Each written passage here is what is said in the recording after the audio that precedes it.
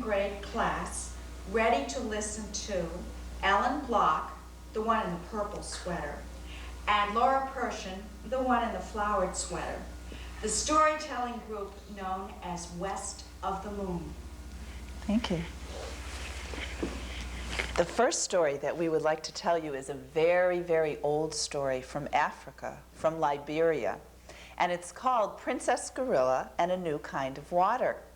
And there's something strange in this story. Some of the animals have to drink a whole barrel of this new kind of water. And you know what's in this barrel? Vinegar. Have any of you ever tasted vinegar? Yeah. Do you think it tastes good just plain? No. Ooh, no. Princess Gorilla and a New Kind of Water. Long ago, in the jungles of Africa, there lived a gorilla king who had a beautiful daughter, Princess Gorilla. And when Princess Gorilla grew old enough to marry, her father said, "Daughter, I want to find someone for you to marry who's strong and brave."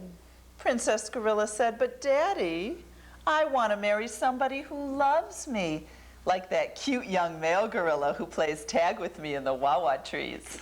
But King Gorilla, he thought he knew best, and he tried and tried to think of a test to prove who was the strongest and the bravest. Well, one day he was walking down the road when he saw a barrel which had fallen off a trader's wagon.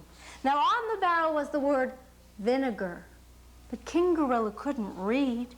He didn't know what vinegar was, so he rolled the barrel back to the village. When he got there, he pulled the plug out of the bottom of the barrel, and a clear liquid that looked just like water spilled out on his hand. He pushed the plug back in, and then he tasted it.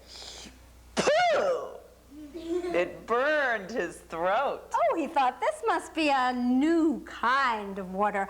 I know, I'll decree that whoever can drink this whole barrel of a new kind of water can marry my beautiful daughter. And so he sent for his faithful servant, the big red and yellow Toto-Poti bird. And she flew to his shoulder, and he told her to go off and find someone who was big and strong. Well, Toto-Poti soared into the bright blue sky, and she thought, Elephant is big and strong. So she flew to where Elephant lived, and she called, "Oh, Elephant," will you help me with this part? "Oh, Elephant, I have a word for you." Try that. "I have a word for you." Speak, and I will listen. Drink a whole barrel of a new kind of water and marry King Gorilla's beautiful daughter. Did you say water? I drink a half a barrel of water with every meal. That's not going to be a problem for me. And he followed the bird back to the village. Well, when they got there, Princess Gorilla peeked out of her little hut. She saw Elephant coming. She said, "Daddy, I don't want to marry him." Elephant didn't care. He walked right up to the barrel. He said, "I'm gonna drink this in 2 gulps." He took his enormous trunk, he thrust it into the barrel, and he started to drink.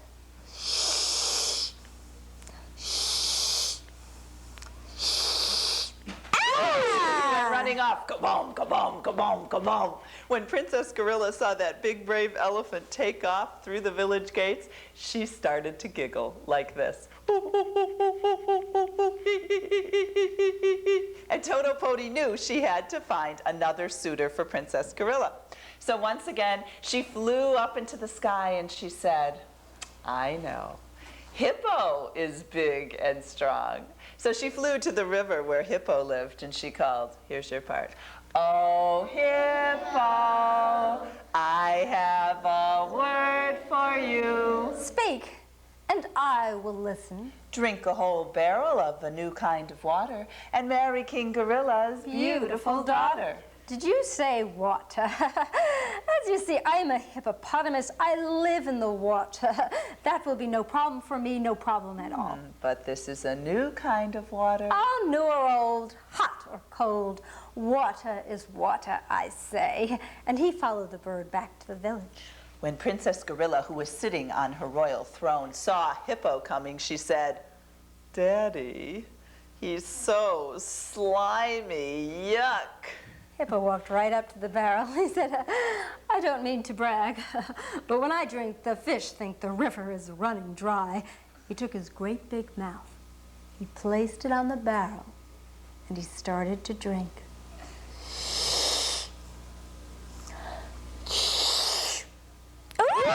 He went running off too, kablam, kablam, kablam, kablam, out of the village gates. And when Princess Gorilla saw that big, brave hippo take off, she just cracked up. And Toto Poti knew she had to find somebody else. So once again, she soared up into the sky and she said, oh, this has got to work.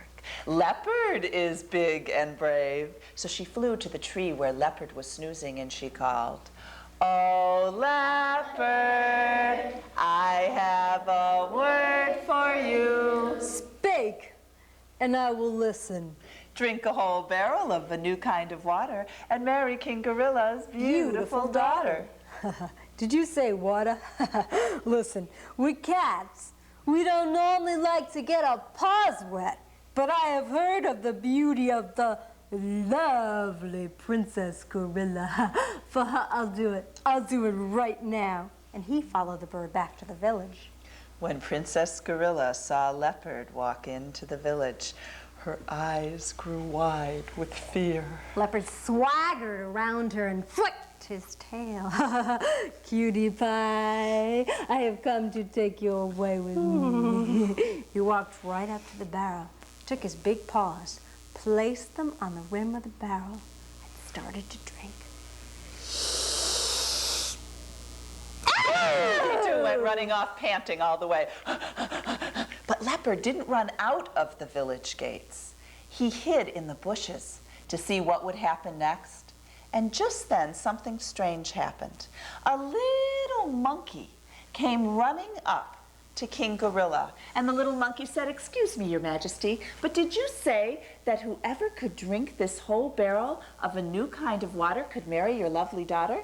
Yes, I did. I did. Well, I was wondering, could I take little sips and then take short rests in the grasses in between sips? I suppose, just as long as the barrel is empty before the day darkens. Oh, good. What King Gorilla didn't know was that there wasn't just one monkey. There are 100 little monkeys hiding in the grasses nearby. One little monkey would hop up, take a little sip, return back to the grasses. Then another little monkey who looked exactly alike would take another little sip, return back to the grasses. This happened over and over and over until finally the barrel was empty. Well, the last little monkey to take a sip said, okay, Your Majesty, I guess it's time for me to marry your beautiful daughter. But another little monkey hopped out and said, no, no, no, I get to marry your beautiful daughter. Wait a minute, she's mine. She's mine. She's mine. And those monkeys started popping out of the grasses like little grasshoppers, all demanding to marry Princess Gorilla. Well, King Gorilla beat on his chest. On! On! I have to keep my promise, but I don't know how. Just then, Leopard came running out from behind the bush. Leopard had seen everything, and he was angry.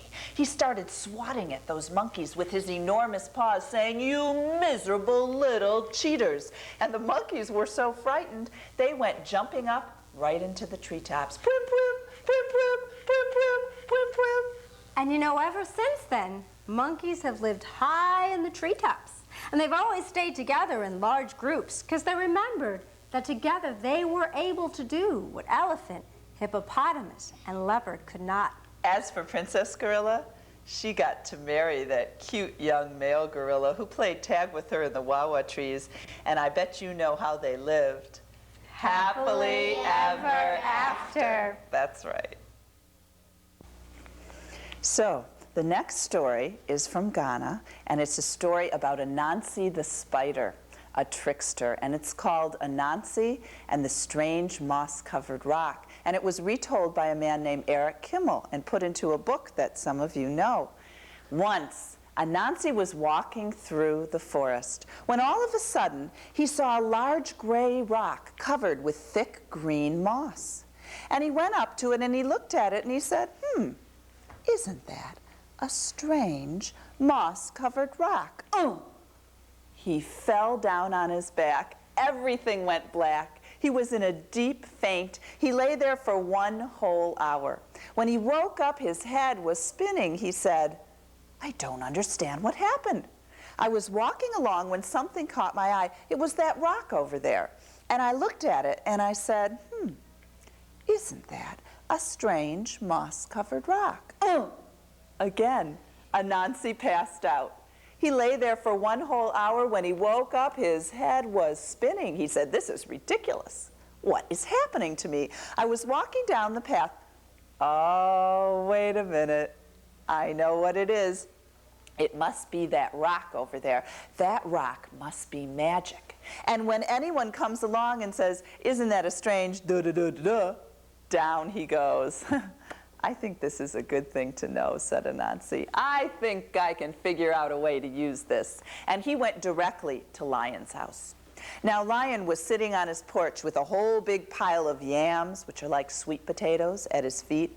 Anansi took one look at those yams. He said, I'm going to get every single one of them. He said, oh, Lion, isn't it a hot day today? Lion said, oh, it's so hot. Anansi said, well, Lion, how would you like to go for a little stroll through the forest and cool off under the shade of the trees? That would be great, said Lion. So little Anansi and Big Lion went strolling through the forest, and Anansi led Lion right to that place where the rock lay in the middle of the path. And Anansi said, hey, Lion, do you see what I see? Can you do that with me? Do you see what I see? Well, Lion walked right up to that rock. He put his big, shaggy head down right on top of it, and he said, what a strange moss-covered rock. He fell onto his back. Everything went black. His shaggy head laying there perfectly still on the ground for 1 whole hour. Well, Anansi, he started laughing. He ran back to Lion's house. He took every single one of Lion's yams and hid them in the corner of his own house. Lion woke up an hour later. Oh, his head hurt. He couldn't find that little rascal Anansi anywhere. He went home, and you know what he found? All of his yams were gone. How do you think Lion felt? Yes, but Anansi was happy. He couldn't wait to try his trick on somebody else. He went directly to Elephant's house. Now, Elephant was sitting there on her porch with a whole big pile of yellow bananas at her feet. And oh, Anansi, he loved bananas, but he was too lazy to pick them himself. He said, Elephant, how would you like to cool off with me in the shade of the trees? Oh, Anansi, said Elephant, fanning herself with her long trunk, I'm so uncomfortably hot. I would love to go with you. And so Elephant and Anansi went walking until they came to that certain place.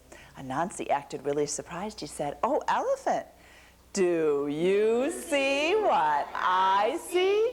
Elephant walked right up to that rock. She felt around it with her long trunk, and she said, well, I'll be.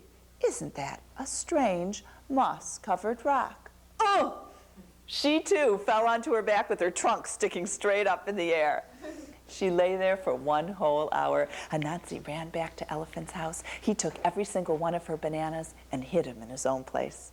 Well, Elephant woke up and, oh, her head was spinning. She looked for Anansi, didn't see him anywhere. She went home. All of her bananas were gone. There were a couple empty banana peels on the front porch. How do you think Elephant felt? Sad. Yeah, but Anansi was delighted. He couldn't wait to try his trick on someone else. Do you know he spent all day tricking papayas out of zebra. He got pineapples from rhinoceros. He was so busy tricking the other animals, he didn't see little bush deer. She was quiet and shy. She was hiding in the bushes watching Anansi play that trick, and she thought to herself, that Anansi needs to learn a lesson. So you know what she did? She went to the darkest, deepest part of the forest where the coconut trees grew, and she picked a whole bunch of coconuts, brought them back to her house, piled them neatly on her front porch, and just sat there waiting for Anansi to show up. Didn't take too long. Anansi came running up to the porch. When he saw those coconuts, he thought, I'm gonna get me some sweet coconuts and drink that milk right down. He said, little bush deer, isn't it a hot day today? She said, oh, Anansi, it's so hot. I was thinking it might be nice to cool off in the forest. Really? Said Anansi. Well, that's a great idea. Why don't you come with me? All right, said little bush deer. And so Anansi and little bush deer went walking until they came to that certain place. Anansi said, oh, little bush deer, look over there. Do you see what I see? Little bush deer wasn't about to be tricked. She walked up to the rock. She put her cold little nose down on it. She said, nope, I don't see anything. Little bush deer, I'm pointing right over there, right over there. Do you see what I see? Little bush deer walked up. She stared at that rock for a long time, and she said, don't see anything. Little bush deer, said Anansi. Little bush deer, I'm getting annoyed. You're just not concentrating. Right over there. Now look carefully. Do you see what I see? Little bush deer looked down. She said, no way. Don't see anything. Oh, Anansi was really angry. He said, little bush deer, I know you see it. You just don't want to say it. Say what, Anansi? You just don't want to say, isn't that a strange moss-covered rock? Ugh! Anansi fell onto his back. Everything went black. He lay there for one whole hour. Well, little bush deer started to laugh. She ran back, and she told all the animals what had happened. And they went to Anansi's house. They took back their pineapples and their papayas and their yams and their bananas. An hour later, Anansi woke up. Oh, his head was spinning. He went home, and he found his house just as empty as it had been before. But you know, to this very day, Anansi's still trying to think of ways to trick all the other animals. And that's the story of Anansi and the moss-covered rock. Oh, you want to clap? I'd love applause. Thank you very much. Thank you. We have one more story. It's a Hopi Indian story, and the name of it is called Coyote's Crying Song. One day, Little Dove was picking quackwe grass. You can even help me with this. She was picking the quackwe grass and rubbing it between her little feet. You see, she liked to eat the quackwe seeds all winter long, and the seeds would fall out the bottom of the grass, and she would collect them and fly to her home in the trees. There was only one problem. Ouch! The quackwe grass was sharp, and a piece of quackwe grass cut Little Dove's foot, and she started to cry like this. Well, just then, Coyote loped across the desert. Coyote said, hey, that's a great song you're singing. I'd kind of like to learn it. Sing it for me. Coyote, said Little Dove, I was not singing. I was crying. I was picking the quackwe grass, and I caught my little foot. I know really a hurt. song when I hear it. I started to cry. Listen, you sing that song, or I'll bite your beak. Okay, okay. It's a nice song, isn't it? And Coyote loped across the desert singing, ho, ho, ho, ho, ho. Coyote was having a great time singing and dancing. He was so busy, he didn't see a big fat rock, and he fell. Uh-oh. I think I might have forgotten it. Let me think. Let's start. Ho, does that sound right? Ho, ho, ho, hick ho. Is that Is that right? No, okay, I'm going to get it this time. Ho, ho, ho, hick up, hick up, hick up, hick. That's not right? No? Coyote had to return back to Little Dove. Little Dove, you know that song? You say it's not a song, but I know it's a song. Well, I was walking along, I was singing it, but I forgot it. So we just sing it one more time. That's all I'm asking. Coyote, let me just explain. I wasn't singing. I was crying. I was I'm picking going to the hear the story clockwork again. grass. Listen, I could care less. Oh, you're going to complain again. Listen, you sing that song or I'll pluck your feathers. Okay, okay. It's a nice song, isn't it? And Coyote loped across the desert singing, ho, ho, ho. Coyote was really getting into the rhythm of it. He was so busy, he didn't see a tree stump and he fell. Oh, no. I think I might have gotten it again, but I probably didn't. You tell me if I get it right. Ho, ho, ho, hee ho. No. Pretty good, huh? No? Okay, let me try it again.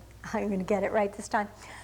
Ho, ho, ho, hee haw, hee haw, hee haw, hee haw. Not right?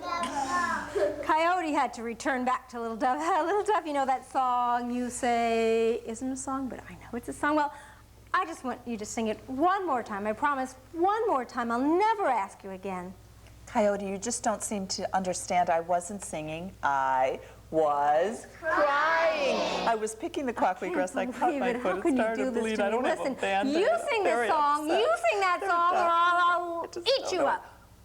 Okay, okay. Nice song, right? And Coyote loped across the desert singing, ho, ho. Well, as soon as Coyote took off, Little Dove started to think, and she thought, I am in big trouble here. That Coyote's so clumsy, he's surely going to fall down again. He'll forget that song. He'll come back here. He might even eat me up. I better do something quick. And she thought of the perfect plan. She found a rock that was just about the same size she was. She squeezed the juice out of a couple of berries and painted eyes on the front of the rock. She covered the back of the rock with some quackly grass. Then she gathered all of her seeds together and flew off to her home in the trees. Meanwhile, there was Coyote. He was loping across the desert, having a wonderful time singing that song. He was so busy singing, he didn't see a big patch of sticky, slimy mud, and he fell. I can't believe it. Think I may have forgotten that slippery song again. Let's see, ho? Starts ho? Ho, ho, ho, hi ho. No! Hi ho, hi ho, hi ho, hi ho. It's off to work we go. No. That's not right, is it?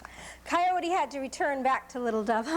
Little Dove, I'm embarrassed to be back. I told you the last time was the last time, but this time really is. I promise, I will never ask you again. Just sing it. But this little dove was a rock, and this little dove couldn't answer. Don't tell me any of those stories about it not being a song, and you hurt yourself, and you have a boo-boo. Listen, you sing that song, you sing it, or I'm going to get really mad, and I'm going to do what I said I would do. I'm not a nice guy. Why, you sing that song, or I'm going to bite your beak. But the rock didn't move. Ooh, I'm getting madder. I told you, you sing that song, or I'll pluck your feathers. The rock didn't blink an eye. All right, Little Dove, I'm giving you one more chance. You sing that song, or I'll eat you up. But the rock didn't budge. So Coyote opened up his huge jaws and snapped.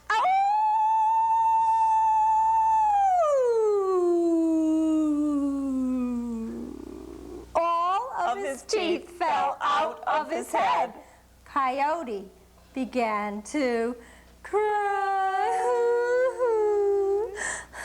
Poor Coyote was sitting there weeping away. Well, just then, a big crow came flying down from a nearby tree, and she said, "Oh, Coyote, what a wonderful song you're singing.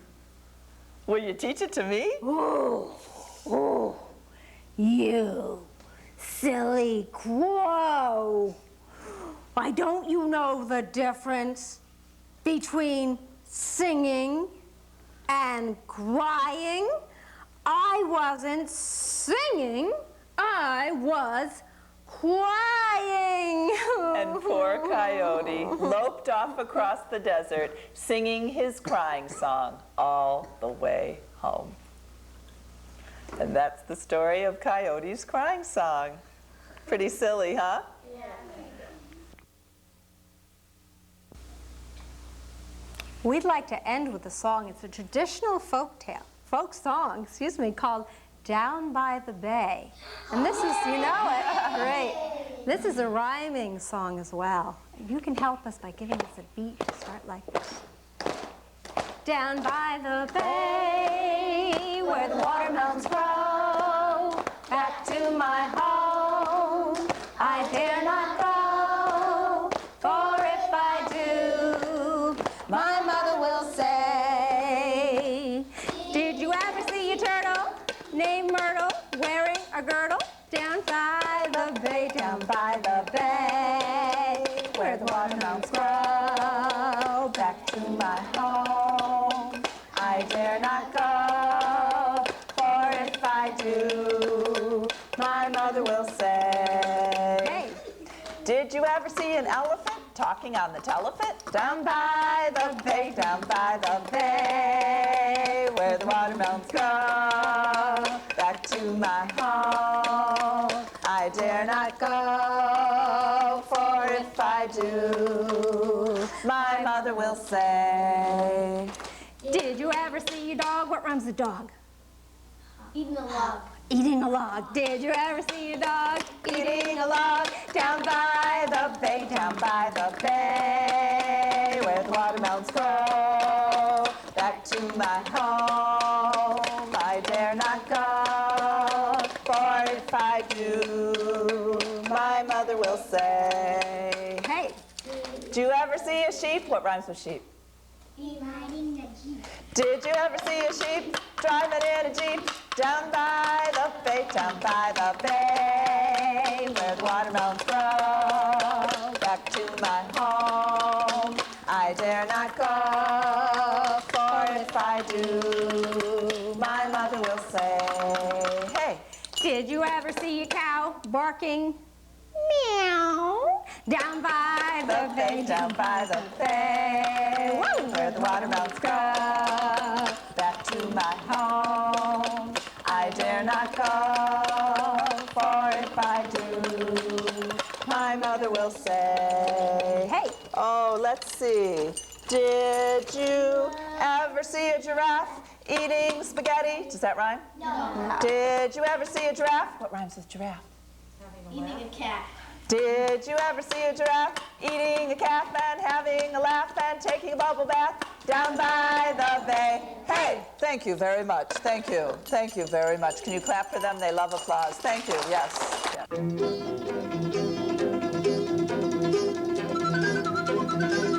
Yeah.